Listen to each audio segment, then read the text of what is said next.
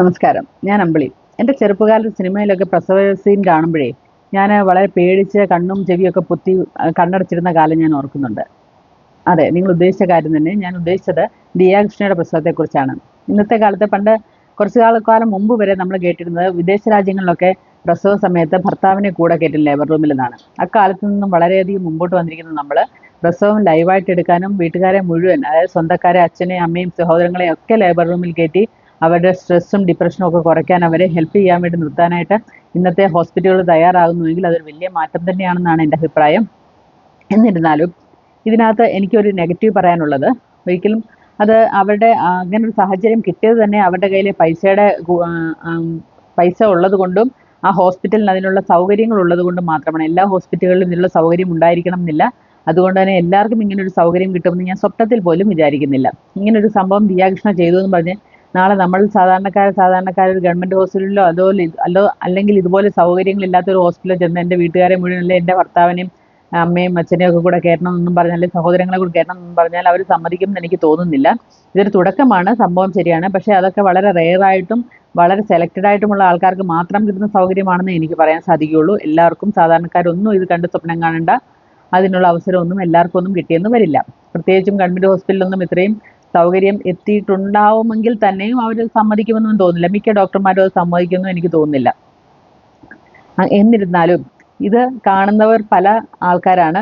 Makeup ഇട്ട് ആണ് അവർ അതിനകത്ത് കയറിയത്, അല്ലെങ്കിൽ അതിനിടയ്ക്ക് അതിൻ്റെ സിസ്റ്റേഴ്സ് സെൽഫി എടുക്കുന്നു. അതൊക്കെ അവരുടെ കാര്യമാണ്, അവരുടെ ഇഷ്ടമാണ്. അവർക്കൊരു സൗകര്യം കിട്ടുമ്പോൾ അത് മാക്സിമം അവർ യൂട്ടിലൈസ് ചെയ്തു. അതിൽ കൊള്ളൊന്നും നമുക്ക് അതിനെക്കുറിച്ച് പറയാൻ പറ്റില്ല. പക്ഷേ എന്നിരുന്നാലും ഈ വീഡിയോ കാണുന്ന സമൂഹം എന്ത് വിചാരിക്കും എന്നല്ല ഞാൻ ഉദ്ദേശിക്കുന്നത്. പ്രസവം, ഒരു പ്രഗ്നൻസി ആവാൻ നോക്കിയിരിക്കുന്നവരും, അല്ലെങ്കിൽ പ്രഗ്നന്റ് ആവാൻ നോക്കിയിരിക്കുന്നവരും, അല്ലെങ്കിൽ ഒരു പ്രഗ്നൻസി പീരീഡുകൾ കടന്നു പോകുന്ന ഒരു സ്ത്രീയാണെങ്കിൽ ഇത് കാണാതിരിക്കുന്നതാണ് നല്ലതെന്നാണ് എൻ്റെ അഭിപ്രായം. എന്തുകൊണ്ടെന്നാൽ നല്ല മനക്കെട്ടിയുള്ള ആൾക്കാരൊക്കെ ആണെങ്കിൽ, അല്ലെങ്കിൽ നേഴ്സുമാരോ ഡോക്ടർമാരോ ഒക്കെ ആണെങ്കിൽ അവരിത് ഡെയിലി കണ്ടുകൊണ്ടിരിക്കുന്നുണ്ട്, അവർക്കൊരു പ്രശ്നമാവില്ല. എന്നാൽ സാധാരണക്കാരായ കുട്ടികളുണ്ട്, പെൺകുട്ടികൾ പ്രഗ്നന്റ് ആയവർക്ക്, അവർക്ക് പല അധികം വ്യാധികളും ഡിപ്രഷനുകളും വ്യാകുലതകളും ഒക്കെ ഉണ്ടാകും. അവരിതൂടെ കണ്ടാൽ അവരുടെ ഡിപ്രഷനും പേടിയും ഒക്കെ കൂടുമെന്നേ എനിക്ക് പറയാനുള്ളൂ. ഈ കുട്ടി ഈ പ്രഗ്നൻസിയുടെ വേദന, അല്ലെ പ്രസവത്തിന്റെ വേദന കുറയ്ക്കാനുള്ള ഇഞ്ചക്ഷൻ എടുത്തിട്ടുണ്ടെന്നാണ് എൻ്റെ അറിവ്. ശരിയാണോന്നറിയില്ല. എങ്കിൽ കൂടി അതിന് നല്ല പെയിൻ ഉണ്ടായിട്ടുണ്ട്. സാധാരണ ഒരു ഡെലിവറിയിൽ ഓരോരുത്തരുടെയും ആരോഗ്യം അനുസരിച്ചാണ് പെയിൻ വരുന്നതും പെയിൻ കുറയുന്നതും കൂടുന്നതും ഒക്കെ. ഒരു സാവധാനം പറഞ്ഞ പോലെ, അല്ലെങ്കിൽ ഇതിനകത്ത് ഞാൻ കേട്ടതുപോലെ ഒരിക്കലും എല്ല് പൊടിയുന്ന ഒന്നുമല്ല, എല്ലുകൾ വികസിക്കുമ്പോഴാണ് ആ വേദന ഉണ്ടാകുന്നത്. നമുക്ക് വേദന വെറുതെ വന്നും പോയി അങ്ങനെ ഒരു അവസ്ഥയാണ്, അല്ല കണ്ടിന്യൂസ് ആയിട്ടൊരു വേദനയൊന്നും അല്ല.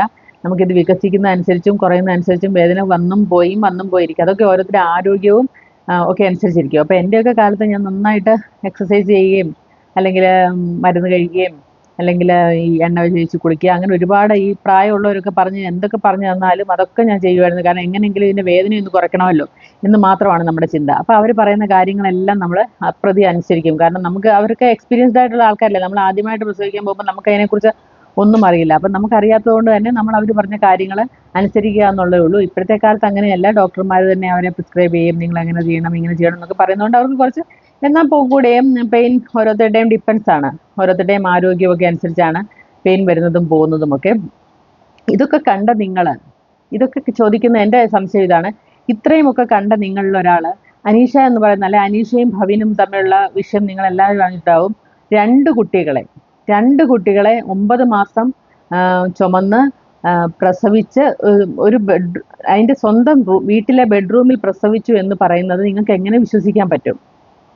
പ്രസവിച്ചിട്ടുള്ള ഒരു സ്ത്രീക്കും അത് വിശ്വസിക്കാൻ പറ്റുമെന്ന് എനിക്ക് തോന്നുന്നില്ല. കാരണം ആ ദിയാകൃഷ്ണ കരയുന്നതും ഒക്കെ നമ്മൾ കണ്ടതാണ്. ഒരു ശബ്ദം പോലും ഉണ്ടാക്കാതെ ഒരു കുട്ടിയെ പ്രസവിക്കാൻ പറ്റുക എന്ന് പറയുന്നത് ദിവ്യഗർഭമോ ദിവ്യപ്രസവമോ ഒക്കെ ആയിരിക്കണമെന്ന് എനിക്ക് പറയാൻ പറ്റുള്ളൂ. കാരണം അതൊന്നും നമുക്ക് ചിന്തിക്കാൻ പോലും പറ്റുന്നതിനപ്പുറമുള്ള കാര്യങ്ങളാണ്.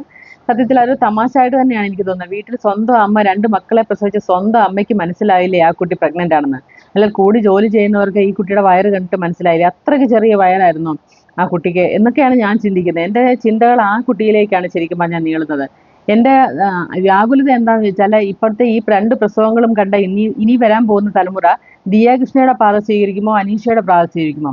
നമ്മൾ ഈ അടുത്ത കാലത്ത് വളരെ ഗൗരവത്തോടു കൂടി കണ്ട ഒരു കാര്യമാണ്, വീട്ടിൽ പ്രസവിച്ച സ്ത്രീകളെ സ്റ്റേജിൽ വിളിച്ചു വരുത്തി ആദരവ് കൊടുക്കുന്ന കാഴ്ച കണ്ടു. ആയിക്കോട്ടെ, അവരാണെങ്കിൽ കൂടി ആ പ്രസവ സമയത്ത് അതിൻ്റെ ഭർത്താവോ അതിൻ്റെ ബന്ധുക്കളോ ആരെങ്കിലുമൊക്കെ കൂടെ ഉണ്ടാവുമായിരുന്നിരിക്കണം. അല്ലാതെ അത് പ്രസവിച്ചു എന്ന് പറയുന്നില്ല. അത് സ്വന്തമായിട്ടൊരു മുറിയിൽ കയറി പ്രസവിച്ചു എന്നൊന്നുമല്ല പറയുന്നത്. വീട്ടിൽ പ്രസവിച്ചു എന്നേ പറയുന്നുള്ളൂ. പക്ഷെ അനീഷയുടെ കാര്യം അങ്ങനെയല്ല. തന്നെ പ്രസവിച്ചു, തന്നെ പുക്കിൾക്കൊടി മുറിച്ചു, തന്നെ കൊണ്ട് ബക്കറ്റിൽ കൊണ്ട് വെച്ചു, തന്നെ കൊണ്ട് കുഴിച്ചിട്ടു, തന്നെ അത് കുഴിച്ചെടുത്തു, പിന്നെ കൊണ്ട് കൊടുക്കുന്നു. ഇതൊക്കെ എന്തോ സംഭവിക്കുന്നത്? നമ്മൾ എങ്ങനെ വിശ്വസിക്കും ഇതൊക്കെ? ഒരു തരത്തിലും എനിക്ക് വിശ്വസിക്കാൻ പറ്റുന്ന കാര്യമില്ല. ഈ വയറെങ്ങനെ പൊതിഞ്ഞുകൊണ്ട് നടന്നു എന്നാണ് ഈ പറയുന്നത്. എത്ര പ്രഗ്നന്റ് ആയ ഒരു സ്ത്രീ എത്ര വലിപ്പമുള്ള ഡ്രസ്സ് ഇട്ടാലും നമുക്ക് ഒറ്റ നോട്ടത്തിൽ മനസ്സിലാവില്ലേ ആ കുട്ടി പ്രഗ്നന്റ് ആണെന്ന്? എനിക്കതൊക്കെയാണ് അങ്ങോട്ട് ഡൈജസ്റ്റ് ചെയ്യാൻ പറ്റാത്ത കാര്യം. നിങ്ങൾക്ക് നിങ്ങളുടെ അഭിപ്രായത്തിന് വ്യത്യാസമുണ്ടാവാം, എൻ്റെ അഭിപ്രായത്തിൽ യോജിപ്പുണ്ടാവാം. നിങ്ങൾ ഒരു കുട്ടിയെങ്കിലും പ്രസവിച്ചിട്ടുള്ളവരാണെങ്കിൽ, അല്ലെങ്കിൽ പ്രസവിച്ചിട്ടില്ലാത്തവരായിക്കോട്ടെ, നിങ്ങളുടെ അഭിപ്രായം എന്താണെന്ന് എനിക്ക് അറിയാൻ ആഗ്രഹമുണ്ട്. നിങ്ങളുടെ അഭിപ്രായം ഉറപ്പായിട്ടും കമൻറ്റുകളിലൂടെ രേഖപ്പെടുത്തുക. ഞാൻ കുറേ ദിവസമായിട്ട് ഈ അനീഷയുടെ, സത്യം പറഞ്ഞാൽ ദിയ കൃഷ്ണയുടെ പ്രസവത്തെക്കുറിച്ചല്ല ഞാൻ ചിന്തിച്ചത് മുഴുവൻ. ഈ അനീഷ എന്ന് പറയുന്ന പെൺകുട്ടിയുടെ പ്രസവത്തെക്കുറിച്ചാണ് ഞാൻ ചിന്തിച്ചത്. പിന്നെ മറ്റൊന്ന്, നമ്മൾ ഈ ലൈവ് പ്രസവം പണ്ടേ കണ്ടതാണ്. കളിമണ്ണ് എന്ന ചിത്രത്തിൽ ശ്വേതാ മേനോൻ ഇങ്ങനെ ഒരു പ്രസവം നമ്മളെ കാണിച്ചു. പക്ഷെ അതൊന്നും ഇത്ര വൈഡായിട്ട് കാണിച്ചിരുന്നില്ല. വളരെ ചെറിയ ഭാഗങ്ങൾ മാത്രമേ കാണിച്ചിരുന്നുള്ളൂ. പേളിമാണിയുടെ നമ്മൾ കണ്ടു. പക്ഷേ കളിമണ്ണിലായിരുന്നു കുറച്ച്. നമ്മൾ കളിമണ്ണ് സിനിമ കാണാൻ പോയതുപോലും ഈ ശ്വേതാ മേനോന്റെ ലൈവ്, അതായത് അവർ ആ സമയത്ത് ഓൾറെഡി പ്രഗ്നന്റ് ആയിരുന്നു. മറ്റുള്ളവരൊക്കെ അഭിനയിക്കുകയാണ് ചെയ്തത്. പ്രസവമൊക്കെ പണ്ടത്തെ കാലത്തൊക്കെ അവർ അഭിനയിക്കുകയാണ് ചെയ്തത്. പക്ഷേ ശ്വേതാ മേനോന്റെ ഒറിജിനൽ പ്രസവം തന്നെയായിരുന്നു അന്ന് ഷൂട്ട് ചെയ്തിരുന്നത്. അതായിരുന്നു ആ കളിമണ്ണ് സിനിമയുടെ ഹൈലൈറ്റ് തന്നെ. അപ്പോൾ ഇങ്ങനെയൊക്കെയുള്ള ഒരുപാട് കാര്യങ്ങൾ നമ്മുടെ സമൂഹത്തിൽ കൂടി പോകുന്നുണ്ട്. ഇതിലൊക്കെ എന്നെ വ്യാകുലപ്പെടുത്തുന്ന മറ്റൊന്ന്, വെളിച്ചെണ്ണയ്ക്ക് 500 രൂപയായി. അതിനി എങ്ങനെ കുറയും, എങ്ങനെ വെളിച്ചെണ്ണ കൂട്ടും എന്നാണ് എൻ്റെ ചിന്ത. കാരണം 2 പ്രസവിച്ചുകൊണ്ട് ഇനി പ്രസവിക്കുന്നതിനെക്കുറിച്ച് എനിക്ക് ചിന്തിച്ചിട്ട് കാര്യമില്ല. പക്ഷേ എന്നാലും വെളിച്ചെണ്ണയുടെ വില കുത്തനെ പോകുന്നതും സ്വർണ്ണത്തിൻ്റെ വില കുത്തനെ പോകുന്നതും കണ്ടിട്ട് വ്യാകുലതയുണ്ട്. സ്വർണ്ണത്തിനെക്കുറിച്ച് എനിക്ക് അത്ര വ്യാകുലതയില്ല. കാരണം എനിക്ക് രണ്ട് ആമ്പിള്ളേരായതുകൊണ്ട് അത് കരുതി വെക്കണം എന്നൊരു ചിന്തയൊന്നും ഇപ്പോൾ ഇല്ല. പക്ഷേ എന്നാലും വെളിച്ചെണ്ണ വില ഒരു രക്ഷയില്ല. അപ്പോൾ അടുത്തൊരു വീഡിയോയുമായിട്ട് വീണ്ടും കാണാം. ബൈ.